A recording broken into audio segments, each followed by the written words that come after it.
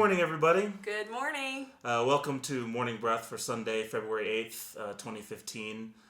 We are Witherword, again, in case you forgot. I forgot. You forgot. Thanks for reminding me. You're welcome. I always forget, too, so I had to remind myself.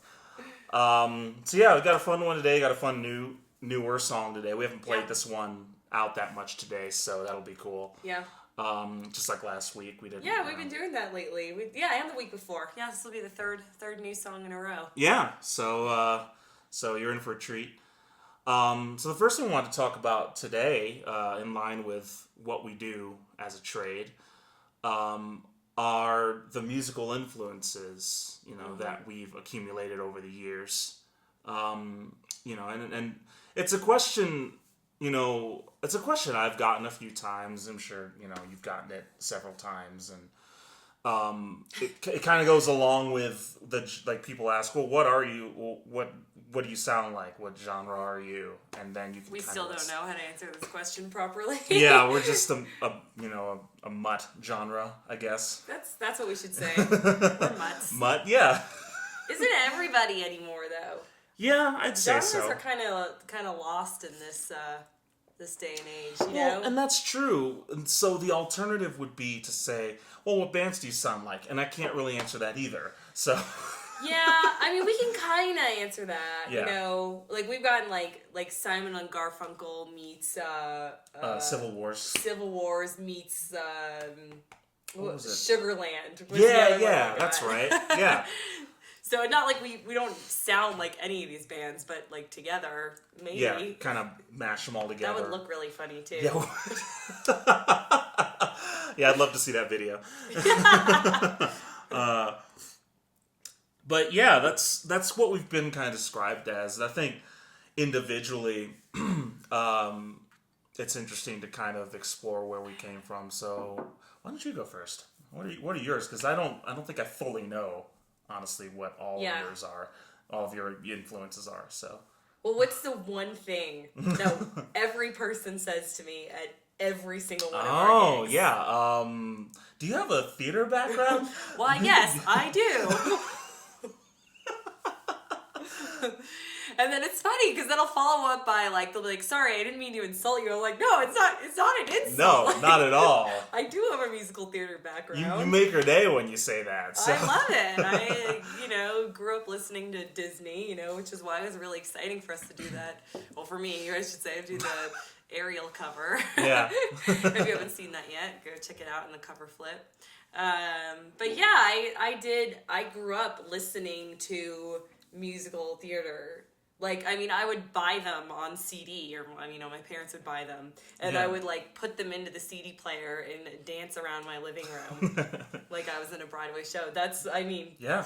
I listened to Hair, and I listened to Into the Woods was a big one for me, and Gypsy, which is cool because I was in Gypsy in high school, and Hello Dolly, South Pacific, all this stuff. Yeah, all the classics. Yeah, and I was in a lot of them, but I listened to a lot of them too. So yeah, I definitely do have a musical theater background, and I sometimes even feel like maybe I missed my calling.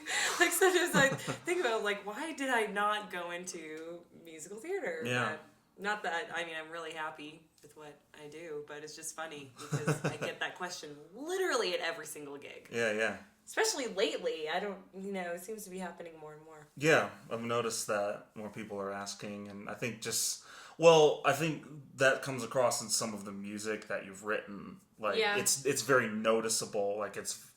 It's I don't know what the right word is, but it's composed as if it were part of a show. Well, and that we get about both of our songs. The songs that we've written together and on our own. People be like, every single song that you guys just played could be in a musical. I could hear it in a musical. I get that a lot too. Yeah, and I've gotten that too. And I don't have any kind of a musical theater background. Which really shocked me when I found, because when we first started writing together, I was like, yeah, clearly, musicals, and he did not. So. Not at all. Not the closest thing I would have seen to a musical that I was when I was a kid that I would have wanted to be in was the movie Tommy. the movie version of Tommy. That's pretty much it. Like I didn't watch. I mean, I watched Disney movies when I was a kid too. Like I watched The Little Mermaid and 101 Dalmatians, Lady and the Tramp, all that stuff. So Yeah. I did watch a lot of those, but it wasn't something I did in school. Yeah. Really, so or aspired to. So it's just kind of interesting that it comes out anyway. Well, then I mean, in the 90s, I had an older sister. Well, I have an older sister who was very much a product of the high school kid / college student in the 90s. So she got me into Indigo Girls, Sarah McLachlan, and Jewel. And so that was one of my first song that I wrote. I went out and I bought the Sarah McLachlan surfacing book, before you could look up chords online.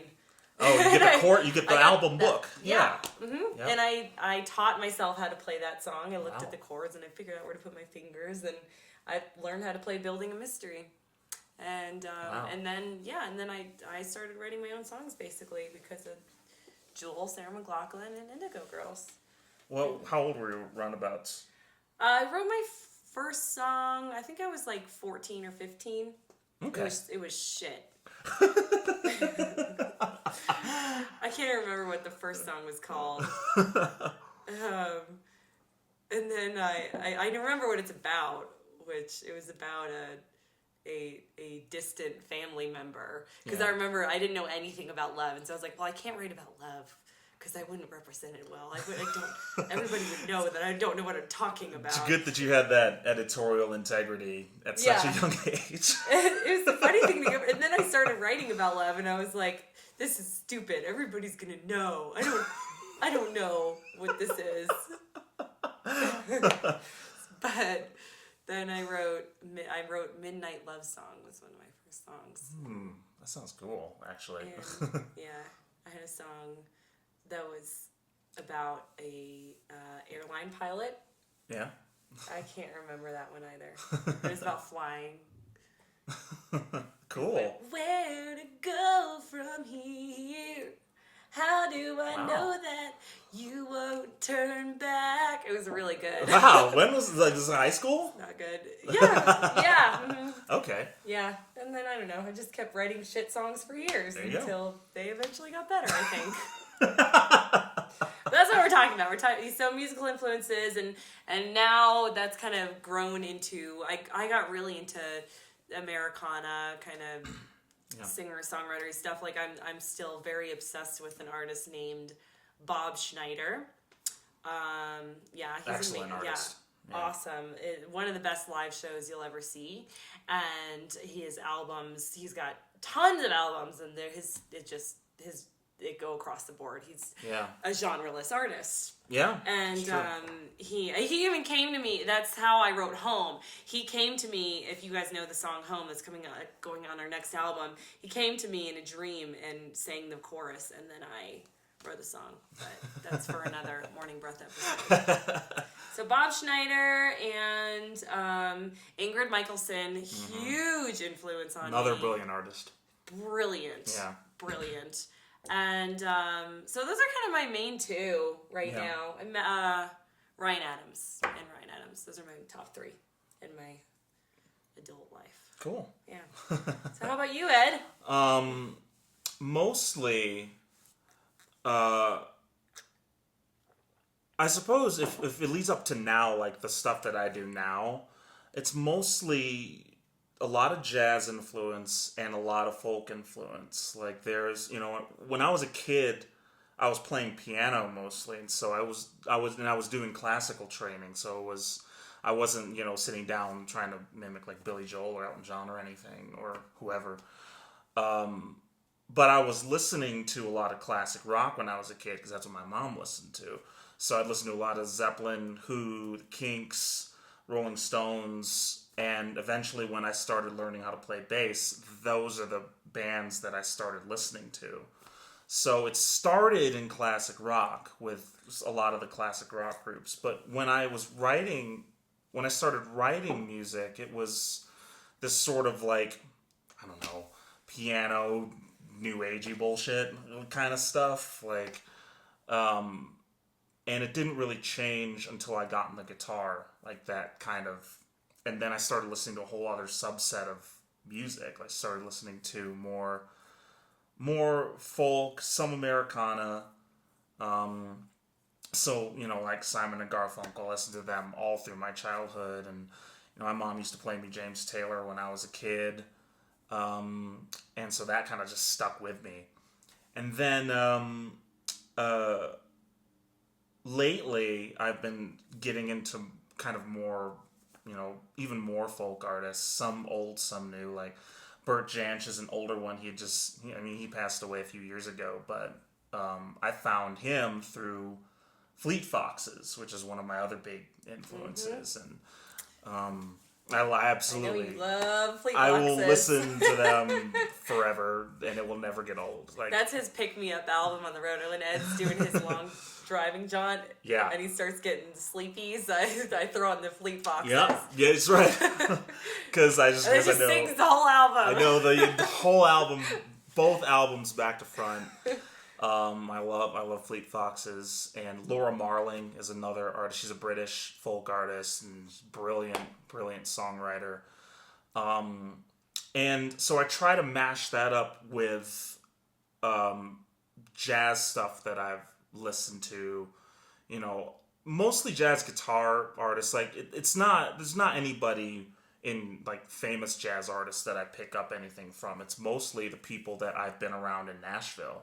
Like, for example... like at the Jazz Workshop? Yeah, people who've passed through the Nashville Jazz Workshop, like Andy Reese, for example. I recorded an album for Larry and Nancy Meacham, who are the parents of Laurie Meacham, one of the directors at the Jazz Workshop. And Andy Reese played guitar on it. And I saw him play, and I'm like, wow. Like, to see somebody that good play guitar...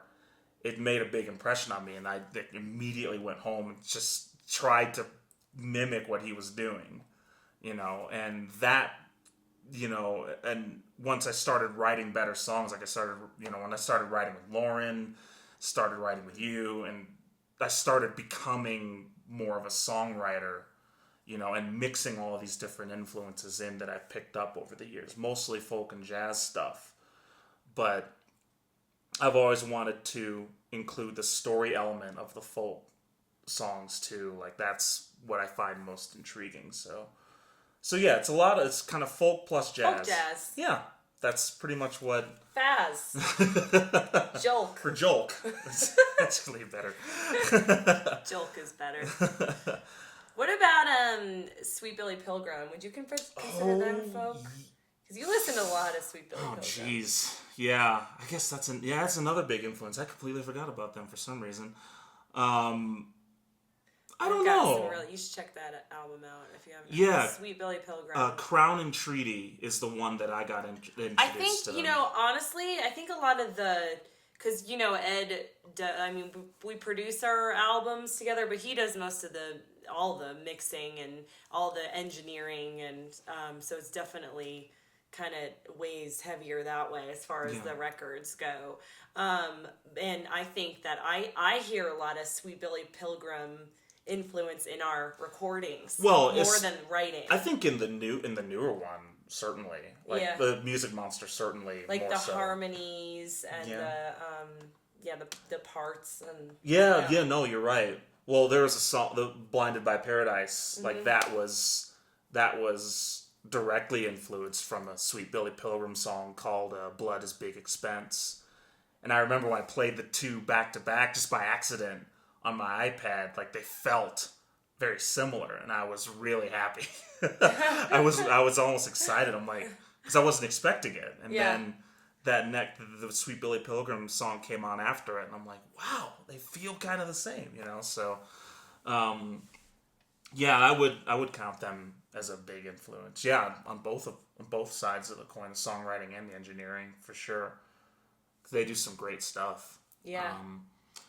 That's the majority of them. I mean, I'm classic rock background and folk and jazz on top of that.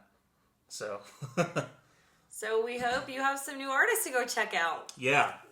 Yeah, we'll put the names in the description or something. So if you forget, Oh yeah. or just watch it again, whatever. We don't mind you watching this as many times as you need to. So Once is probably good. Maybe not. I remember. So Ryan Adams has an awesome album out, by the way. Have you heard the new one? I don't think so. It's really good. Really? Yeah, I know he doesn't like Ryan Adams as much as I do, but I have this funny story of when meeting him. I drove to his show in Tucson with some friends, and we went to see his show with the Rialto. Okay. And then afterwards, we went across the street just to hang out at this, with that super famous Tucson bar where, like, what's his name got arrested, the gangster guy. Billy the Kid? Maybe. I don't know. My history is totally... That's fine. Anyhow, so we're in this bar, and Ryan Adams walks in after the show. And he walks in, I stalked him around the bar, all creepy, Oh, good. Yeah, it was like Elmer Fudd, it was ducking behind. And he would go over here, and I would doot, doot, doot. And he would doot, doot, doot. Your sneaking music, yeah. I know what you're talking about, yeah. Yeah, that's my sneaky music, doot, doot, doot. Awesome. So he goes over to the bar, and I walk up to him, and I was like, Ryan, can I buy you a drink? All awkward like that. Oh, man. So I was just so excited to meet him, and he stares at me for a really long time, and he goes, no, I'm good. I was like, okay. And then my friend Adam walks up, and Ryan orders his drink, and Adam goes to the bartender, and he goes, I got that, man. Oh. I was like, you are so smooth. I muffed it up big time. Man. So anyway, that was my anticlimactic moment of meeting Ryan Adams. Well, that happens when you get starstruck like that. Yeah, it was just more excited to meet him. Yeah. But anyway. Yeah. Well, a similar thing happened to me when I met one of my other big influences, The Urge. They're a St. Louis band, so they were briefly national. They were briefly national, but they were a kind of a ska rock, kind of a ska metal band. It's kind of a mix between the two, and really, really cool band. But the band I was in at the time, the funk band, Hazard to Your Booty. Best band name ever. Still around. You should check them out. Their third album's awesome. Amazing. Awesome stuff. But I was a bass player for them. We were playing at, I think it was the Music Cafe in Columbia, Missouri, which I don't think is around anymore. But we were playing a show there, and our lead singer was related to the lead singer for The Urge. They were I think they were cousins or something. And so we were getting ready for the show, and Steve Ewing, the Urge lead singer, he just walks in, and I just freeze. It's frozen. different when it's an influence of yours versus just being starstruck. It's different. Yeah, it is, because you're just I don't even know how to operate my body right now. I don't know what's happening. I couldn't say anything to him. I wanted to say everything, and I couldn't say anything. Me and the guitar player in Hazard both were gigantic fans of The Urge. You didn't say, "Can I buy you a drink?" No. we didn't Shining moment. We didn't even get that far. That's good. You really lucked out. But yeah, that just happens. That's, when you meet someone from a band that has influenced you in whatever way, then, Yeah. Yeah. Hopefully we'll do that to somebody someday. Yeah. Maybe we already have. Yeah, we just didn't know it. We just didn't know it. No one's asked me to buy me a drink yet, so I get that a lot. Sorry. Well, yeah, I get it. Bit of a gender thing. Yeah, I think so. So anyway, we wanted to cover briefly also the fact that all these venues are closing in Nashville. Yeah, it's a little shocking. So you guys know we're from Nashville, and that's where the word was born. But even though we're in Colorado now, on this beautiful 70-degree February day. Yeah. Anyway, so Take it. yeah, I just heard, it's funny because we had this kind of, this like push out of there is just kind of this idea of like we need to leave, and it's funny how we left, and it just doesn't seem, I don't know, maybe I'm wrong, but I mean 12th and Porter closed, Family Wash closed, Fiddle and Steel closed. I mean, half of Printer's Alley, if you know Printer's Alley, it's super famous little strip of bars. Half of them are closed. I mean, it's like historical venues. Yeah. Gone. So it's like 6 venues in the last month. Yeah, I don't know what's happening. Done. I don't know what's going on. I have my theories, but I don't. My theory is that too many artists are moving into town, which is, as you know, one of the reasons that we left. Too many artists. Artists don't have money. We show up to venues and we can't afford to buy fancy dinners. Maybe we can afford a drink or two, but that's about it. So we're taking up all the space. But I mean, the venues aren't. I don't think. My theory is that they're not making as much money as they used to. Yeah, that's very possible. And especially as you know, Nashville's growth has really accelerated in the past, I'd say 3 or 4 years. So I mean, and it's not. It's a lot of musicians are moving there, but just a lot of everybody's moving there now, and so with the sheer number of musicians, you know, you might be right. Like it's just. You know, there's just the venues. There's a scene, you know. I feel like there's music, like musician bars. Like they become musicians bars, I should say. Yeah. And then they get known for that, and that's where the musicians go, you know? Yeah. Versus they need to be better at making it open for everyone, which is what 12th and Porter tried to do, but I don't know why it wasn't really working there. Yeah. But yeah, it's very sad. It is sad, but it makes me happy to be in Denver, you know? That's true, yeah. I mean, we played at the Skylark on Thursday, and it was just this really vibey place on Broadway. And then our friend Mike came out and said, well, hi, Mike, if you're watching. And he walked us down Broadway, and we got to just peek in all the little venues there. And there are tons of them. I mean, this is just Broadway. Tons of them. And they had all these people just being creative in there. And the most amazing thing to me about it, and even at the Skylark, is there were people there listening. Just people who just walked in and sat down to listen. They weren't friends of the artist. The artist, like even Skylark, they didn't say, oh, you guys have to bring out 50 of your friends. Like because people are just there. They just walk in. They're hanging out and listening to music. And it was really cool. It was cool to see that, you know. It's something we're not used to. Yeah. You know? And it's the reassuring thing too is that like you still kind of have the same camaraderie amongst musicians. I mean, I thought that was one thing I did like about Nashville, when you got into a circle and you made friends, and you know they would do their best at least to come out and support you. The ones who would want that in return, they came out and supported you. And I find that to be the case here as well. Like, you know, Rob Barnes has been to a few of our shows, and Jay. Another great artist in town, and Brian has Brian come out to a couple of things too? Yeah. So that's been really encouraging, actually. Mm-hmm. Being the new kids in town, you know, it's cool to see your peers come out and support you. So it's nice. Yeah. So it's a cool scene. So what about this song today? The song is called Mad Love.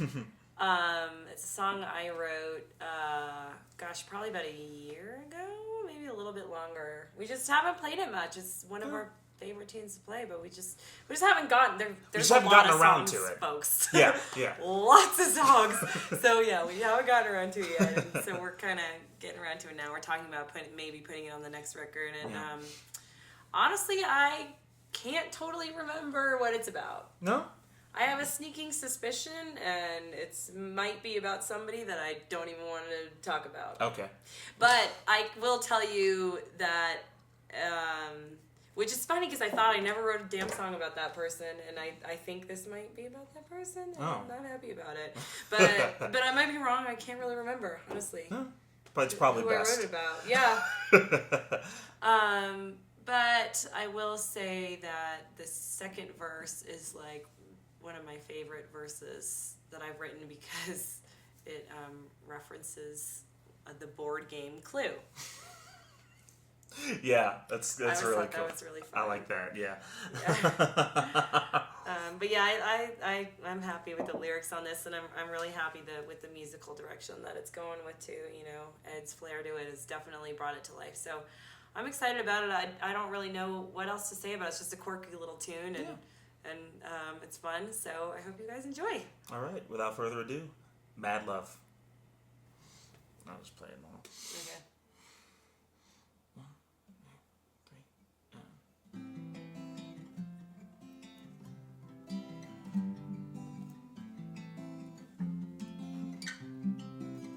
It was only a kiss, one kiss, the death of me. It was only a dream, one dream of all the pretty things. It was only sex, just sex, that turned into addiction, into friction, into fiction, into the obsession.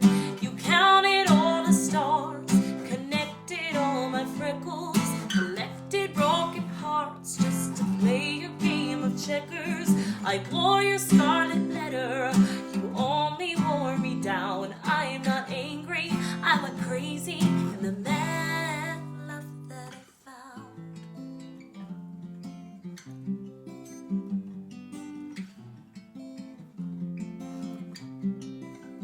It was only a clue, one clue, your favorite game. It was only a night, one night, we played to go insane.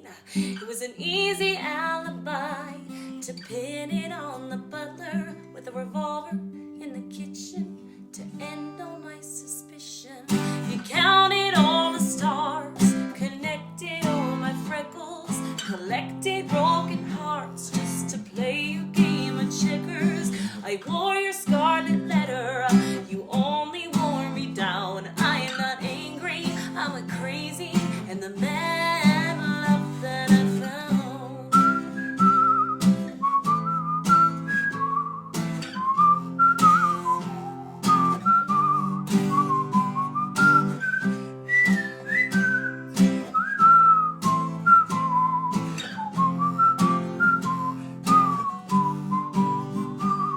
I'm tearing up wallpaper, I'm pinching on my skin, I'm talking to the mirror, this reality I'm not in.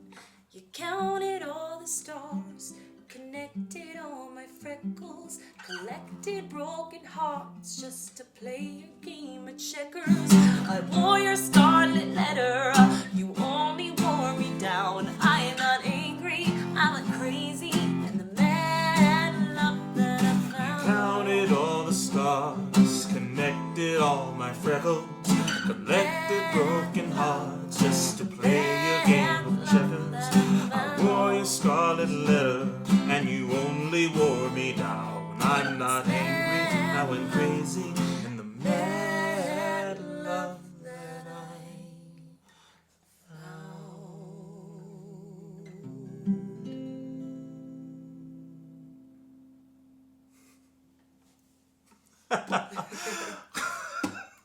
We'll figure out the last chord next week. It was funny. I saw you figure C. I did. And you switched at the last Yep. minute. You bastard. Fooled you. You did. You got me. I feel like I do that often in our shows. Yeah, I don't know. You just don't notice. I'm not watching you. That's what it is. It's no. Yeah. I'm listening, and instead I was watching, and that was my mistake. That's your first mistake. You shouldn't listen either. Just go with what you know. Well, thanks for watching, listening. Thanks for supporting us, all of our awesome patrons. We really appreciate it. If you're watching on YouTube, again, we sure would appreciate your support if you go to patreon.com/witherword.